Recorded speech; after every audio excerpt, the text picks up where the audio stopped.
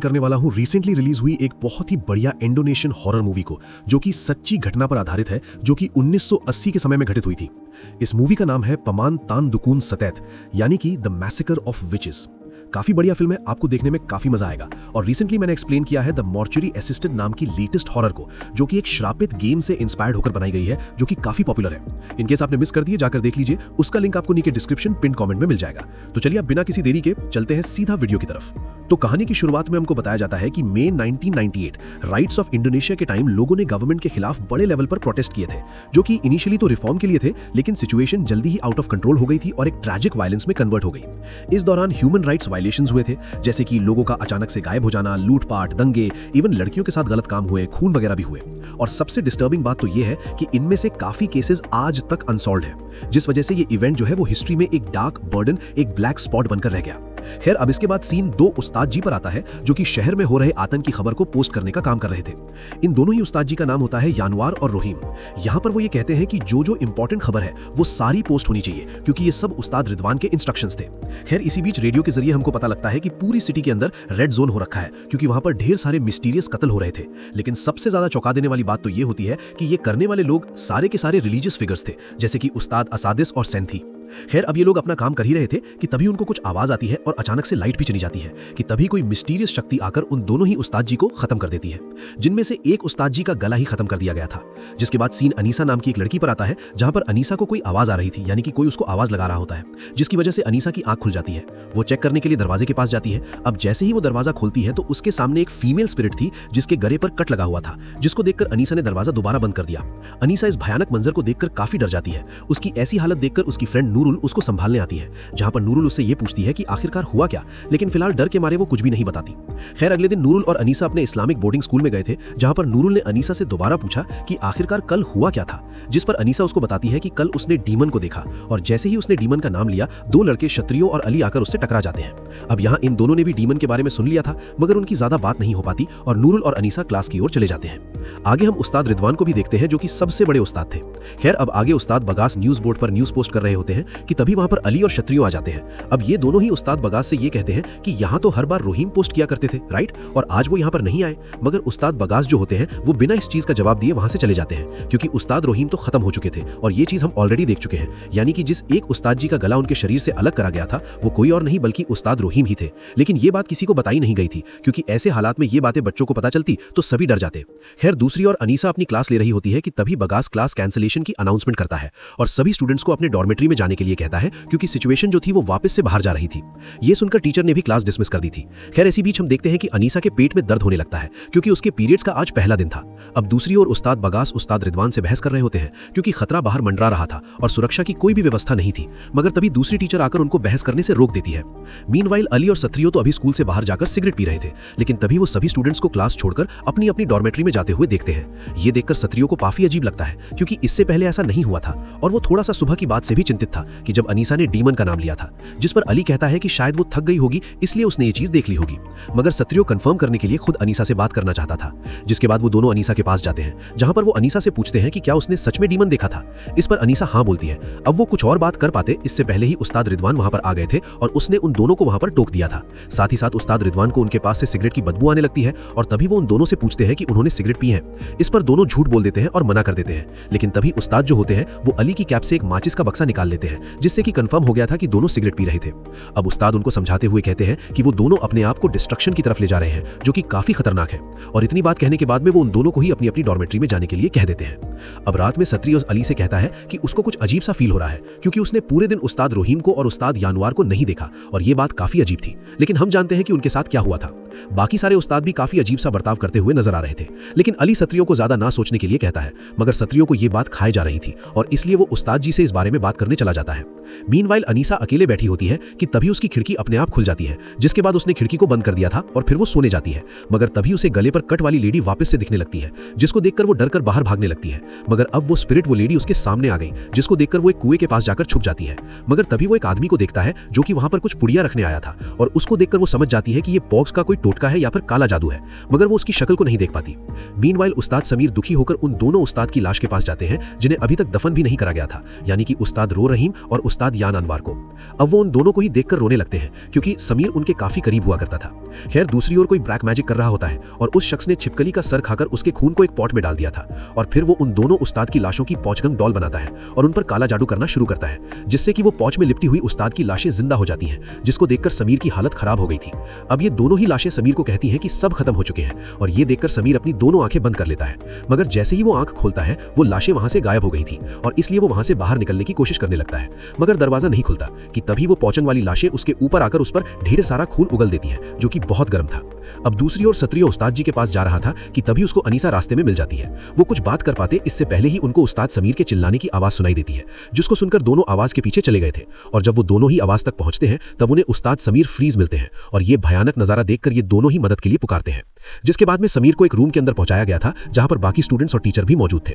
अब इन सब बातों को देखते हुए अनीसा ये कहने लगती है कि ये सब तो कर्ज की वजह से हो रहा है, लेकिन उसकी बात पर कोई भी यकीन नहीं करता कि तभी बाकी उस्ताद जी वहां पर आकर उन सबको वहां से भगा देते हैं। समीर की खराब हालत देखते हुए उस्ताद क्याई को बुलाने का फैसला करते हैं। थोड़ी देर के बाद में वहां पर क्याई भी आ गए थे। वो समझ गए थे कि यहाँ पर कुछ भी सही नहीं है। इसी बीच दोनों उस्ताद की बॉडी भी गायब हो गई थी, जिससे कि क्याई गुस्सा थे क्योंकि अगर उनका बैरियल हो जाता तो ऐसा कुछ भी नहीं होता। अब यहाँ पर क्याई उस्ताद रिदवान से पूछने लगते हैं कि उन्होंने बैरियल क्यों नहीं किया था, तो इस बात पर रिदवान ये बताते हैं कि पुलिस के झंझट की वजह से उन्होंने ऐसा नहीं किया। इस बात पर अब क्याई नाराज होते हुए ये कहता है कि अगर वो बैरियल करवा दिया होता तो ऐसा कुछ भी नहीं होता। खैर यहाँ पर अब क्याई सारे मेल्स को प्रेयर के लिए बुलाता है, जिसके बाद प्रेयर शुरू होती है, मगर होता यह है कि प्रेयर करते बीच ही किसी एक को वही उस्ताद जी का पौचकंग दिखता है, लेकिन अचानक से वो गायब भी हो जाता है। लेकिन असली प्रॉब्लम तो तब आती है जब क्याई वहां से गायब हो गए थे। ये देखकर सबकी हालत खराब हो गई थी, जिसके बाद उस्ताद मिलकर फैसला करते हैं कि सारे बच्चों को वो एक साथ एक ही हॉल में सुलाएंगे, यानी कि डर की वजह से ऐसा हो रहा था। इसके बाद में अनाउंसमेंट करके सभी बच्चों को सोने के लिए हॉल में बुला लिया जाता है। अब सभी के सो जाने के बाद में अली और सत्रियो उस्ताद के ऑफिस में जाते हैं, जहां पर ढेर सारे न्यूज़पेपर्स थे, जहां से उनको पता लगता है कि शहर में कई जगहों पर मैसेकर्स हुए हैं। और ये सब देखकर वो हैरान थे क्योंकि कभी भी उनको इस बारे में बताया नहीं गया था और वो बस स्कूल तक ही सीमित थे, मतलब कि उनसे ये सारी बातें छुपाई गई थी कि आखिरकार वहां पर चल क्या रहा था। एंड इसका ऑब्वियस रीजन ये था कि स्टूडेंट्स में पैनिक हो जाता। खैर इसी बीच वहां पर एक टीचर चेक करने के लिए आते हैं, जिसको देखकर ये दोनों छुप गए थे। अब दूसरी ओर अनीसा की आंख खुलती है, जो कि नूरुल को अजीब हरकत करते हुए देखती है। साथ ही साथ हॉल के अंदर उन दोनों के अलावा कोई भी नहीं था और ये चीज और भी ज्यादा परेशान कर देने वाली थी। अब यहाँ अनीसा नूरुल के पास जाती है, लेकिन नूरुल जो थी वो पजेस्ड हो रखी थी, जो कि उसको कहने लगती है कि सब खत्म हो चुके हैं और इतना कहकर वो उसके पास आने लगती है, मगर ये उसका सपना था, यानी कि नाइटमेयर था। अब जब वो उठती है तब उसे नूरुल बिल्कुल सही सलामत मिलती है और बाकी लोग भी उसके आसपास ही थे। खैर इसके बाद में अनीसा बाथरूम के लिए बाहर जाने लगती है, लेकिन तभी उसको वही लेडी वाला घोस्ट मिलता है जिसका सर नहीं था और वो उसके कान में क्याई के कॉटेज के बारे में बोलती है, मतलब कि वो उसे क्याई के कॉटेज में जाने के लिए कह रही थी। तब वो बिना सोचे समझे क्याई के कॉटेज के पास जाती है और तभी वो फीमेल घोस्ट जो होती है वो यहाँ पर अनीसा को अंदर जाने के लिए कहती है, मगर अनीसा बाहर से ही उस कॉटेज में झांक रही थी। मीनवाइल अली और सत्रियो उस्ताद समीर के पास जाते हैं, जो कि बेहोश थे। उनकी हालत देखकर सत्रियो कहता है कि ये वाकई श्रापित है, मगर अली कहता है कि ये तो बीमार है, लेकिन सबसे बड़ी बात तो ये थी कि ऐसे कौन बीमार पड़ता है। और तभी हम देखते हैं कि सत्रियो को अपने परिवार की चिंता होने लगी थी क्योंकि बाहर मैसेकर चल रहा था। वो चाहता था कि वो किसी तरह से उनसे संपर्क कर सके और इसलिए वो वहां से जाने लगता है, मगर अली वहीं पर था कि तभी अचानक से समीर की बॉडी हवा में उठ जाती है, जिसको देखकर अली डर गया था, यानी कि उसको पता चल गया था कि यहाँ पर गोस्ट पोजेशंस और ये सब चल रहा है। अब अली तो ये सब देखकर काफी घबराकर वहां से भाग गया था कि तभी दूसरी ओर अनीसा जो होती है वो वहीं पर मौजूद थी, जो कि बाथरूम करने के लिए गई थी और वो बॉल के पास बाथरूम करने भी जाती है। लेकिन तभी उसे वहां पर एक पुड़िया मिल जाती है जो कि काले जादू से जुड़ी हुई थी और वो उसको उठा लेती है कि इसी बीच वो उस्ताद बगास को वहां पर कुछ करते देखती है, जिसको देखकर वो समझ गई थी कि शायद बगास ने ही ये सब कुछ किया था, मतलब कि काला जादू वगैरह। तभी वहां पर नूरुल भी आ जाती है और यहाँ वो नूरुल को वो पुड़िया दिखाती है, जिसको देखकर नूरुल उस पुड़िया को फेंक देती है क्योंकि ये पाप था। जिसके बाद अनीसा उसे कुछ भी नहीं समझा पाती। अब थोड़ी देर के बाद में होता यह है कि नूरुल को अचानक से आंखों में दर्द होने लगता है, जिसको देखकर अनीसा फौरन उसके पास जाती है, मगर नूरुल को दिखना तक बंद हो गया था और देखते ही देखते उसकी आंखों से खून आने लगता है और फिर उसके मुंह से एक लोहे का तार बाहर निकलता है। ये सब देखकर अनीसा बहुत घबरा गई थी और वो अपनी दोस्त को इस तरह से तड़पते हुए नहीं देख पा रही थी कि तभी नूरुल की आंखों से खून फिर से आने लगता है और इन सब से नूरुल बहुत तड़प रही होती है। वो उठकर इधर उधर लहराने लगती है और इसी बीच वो कुएं में गिर पड़ती, मगर सही समय रहते अनीसा ने उसका हाथ पकड़ लिया था। मगर हम देख पाते हैं कि कुएं के अंदर से किसी शक्ति ने उसका पैर पकड़कर अंदर खींच लिया होता है और यहाँ अनीसा अपने दोस्त को नहीं बचा पाती और वो बस चीखती रह जाती है। अब ये सब पता लगने के बाद में उस्ताद बगास रिदवान से लड़ने लगता है। उसका ये कहना था कि अगर वो उन बच्चों को अपने अपने घर भेज देते तो ऐसा कुछ भी नहीं होता, मगर बाहर के जो हालात होते हैं वो इससे भी ज्यादा खतरनाक थे कि इसी बीच टीचर आकर उन दोनों के बीच बहस होने से रोकते हैं। खैर अब रात में ये लोग प्रेयर रखते हैं, मगर प्रेयर करते वक्त ढेर सारे स्टूडेंट अचानक से पजेस हो गए, जिन्हें एक एक करके काबू में लाया जाता है। मगर इतने बड़े स्केल पर पोजेशन होने के बाद कई स्टूडेंट घायल हो गए थे और कई सारे स्टूडेंट तो बहुत ज्यादा डर गए थे कि तभी सत्रियो अपने परिवार के पास जाने का प्लान बनाता है और अली उसको काफी रोकने की कोशिश करता है, लेकिन वो अली की बात नहीं सुनता। खैर अब अली और सत्रियो समीर के रूम में जाकर कुछ सामान ले लेते हैं, मगर इसी बीच समीर उठकर कांच खाने लगता है, जिसको देखकर वो दोनों डर गए थे, इसलिए वो बिना वक्त जाया किए वहां से निकलने लगते हैं। मगर तभी अनीसा वहां पर आकर सत्रियों को रोकने लगती है। मगर सत्रियों ने फैसला कर लिया था कि वो बाहर जाकर रहेगा और इसलिए वो अनीसा की बात ना मानकर स्कूल से बाहर चला जाता है और अपनी घर की ओर जाने लगता है। लेकिन होता यह है कि रास्ते में उसे ढेर सारी लाशें मिलती हैं। साथ ही साथ वहां पर कई हथियारे घूम रहे थे, जिनमें से एक सत्रियों के पीछे पड़ जाता है। मगर सत्रियों ने खुद को लाशों के बीच छुपाकर बचा लिया था। मीनवाइल सत्रियों के घर पर कोई आकर उसके पिता को खत्म कर देता है और लटका देता है। ये देखकर सत्रियों की मां बहुत रोती है। अब अनीसा अकेले बैठी हुई थी कि तभी वो अपने पास्ट के बारे में सोचने लगती है। जब वो छोटी थी तब उसकी मां प्रेग्नेंट थी, मगर उनकी फैमिली काफी गरीब थी, इसलिए अनीसा के पिता ने कोई रास्ता निकाला जिसके अंदर उन्हें उनके बच्चे को ही सैक्रिफाइस करना होगा, जिससे कि वो अमीर बन सकते हैं। मगर अनीसा की मां इसके लिए रेडी नहीं थी। मगर अनीसा के पिता अपनी बीवी के ऊपर बहुत जोर डाल रहे थे और तभी अनीसा की मां एक बहुत ही कड़ा कदम उठाती है। वो खुद ही अपना गला काटकर अपने आप को खत्म कर लेती है। अब अगले दिन होता यह है कि सत्रियों को बाकी लाशों के साथ हॉस्पिटल लाया जाता है, जिसके बाद वो मॉर्ग रूम से निकलकर अपने घर की ओर जाने लगता है। अब दूसरी ओर अनीसा चुपचाप बैठी हुई थी, तभी उसे उस्ताद बगास दिखाई देते हैं। अब वो उनसे जाकर ये पूछती है कि जब लड़कियां पजेस्ट हो रही थीं तब वो कहां पर थे, जिस पर वो बताते हैं कि वो पुलिस के साथ थे और वो क्याई को ढूंढ रहे थे और ये सब वो उससे क्यों पूछ रही है। तब अनीसा ये कहती है कि उस दिन जब उसकी दोस्त नूरुल खत्म हुई थी, उससे पहले उसने उसे काले जादू वाली पुड़िया रखते हुए देखा था। ये सुनकर वो ये कहता है कि इसमें कोई भी काला जादू नहीं था, पर वो अपने काम से काम रखे। मगर वो उससे बहस करने लगती है कि तभी टीचर आकर उसको रोकते हैं और समझाते हैं कि वो जाकर किचन का काम देखे। वो जानती है कि वो अपनी फ्रेंड की मौत से काफी दुखी है। मीनवाइल सत्रियो अपने घर पर आ जाता है, जहां पर उसकी मां उसको देखकर गले से लगा लेती है। मगर जब सत्रियो अपने पिता के बारे में पूछता है तो उसकी मां का मुंह उतर जाता है और वो सीधा उसे उसके पिता की लाश के पास ले जाती है, जिसको देखकर सत्रियो बहुत रो रहा था, टूट गया था।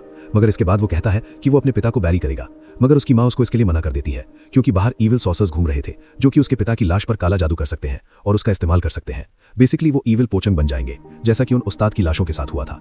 तब सत्रियो ये बोलता है कि वो उन्हें उनके बैकयार्ड में ही दफन कर देगा और ये सुनकर उसकी मां मान जाती है। यहाँ सत्रियो अपनी मां से ये पूछता है कि उसके पिता सॉसरर नहीं थे, फिर भी उन्हें क्यों खत्म कर दिया गया, जिस पर वो बताती है कि उसके पिता के पास कुछ शक्तियां थी, जिस वजह से वो सॉसर्स के साथ हीलिंग किया करते थे और इसलिए लोगों ने उनको भी खत्म कर दिया। यानी कि वो बुरे नहीं थे, खाली हेल्प किया करते थे, लेकिन फिर भी ऐसा हुआ। ये सुनकर सत्रियो को काफी दुख होता है। अब इसके बाद वो अपने पिता का बैरियल करता है। अब उसकी माँ उसे ये कहने लगती है कि वो स्कूल चला जाए, क्योंकि वहां पर वो सबसे ज्यादा सेफ रहेगा। मगर वो अपनी माँ को भी वहां पर ले जाना चाहता था, लेकिन उसकी माँ उसे ये कहती है कि वो उसके साथ नहीं आ सकती और उसको घर का भी ख्याल रखना है। मगर सत्रियो अपनी माँ को भला कैसे अकेला छोड़ सकता था, मगर उसकी माँ उसे जोर देकर वहां से जाने के लिए बोलती है। तब सत्रियो वहां से सीधा अपने स्कूल की तरफ जाने लगता है। और ये बात तो उस्ताद लोगों ने पहले ही बोली थी कि बच्चे यहीं पर सबसे ज्यादा सेफ रहेंगे। मीनवाइल अनीसा खाना बना रही होती है कि इसी बीच एक बर्तन में वो झांकती है, जिसके अंदर उसे कटा हुआ सर दिखाई देता है और उसको देखकर वो बहुत डर गई थी।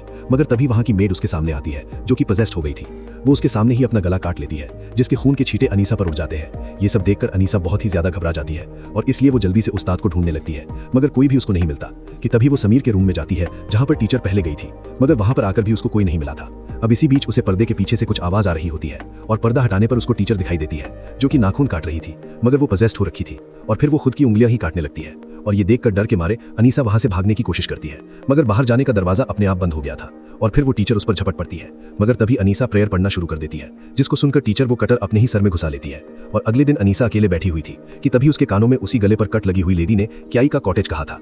ये सुनकर अनीसा उस्ताद बगास से क्याई के कॉटेज को चेक करने के लिए कहने लगती है, मगर वो इसके लिए राजी नहीं थे, क्योंकि ये बहुत ही डिसरिस्पेक्ट वाली बात होगी, क्योंकि क्याई एक इज्जतदार पर्सनालिटी थी और उनकी गैर मौजूदगी में उनके कॉटेज में बिना परमिशन घुसना अच्छा नहीं था।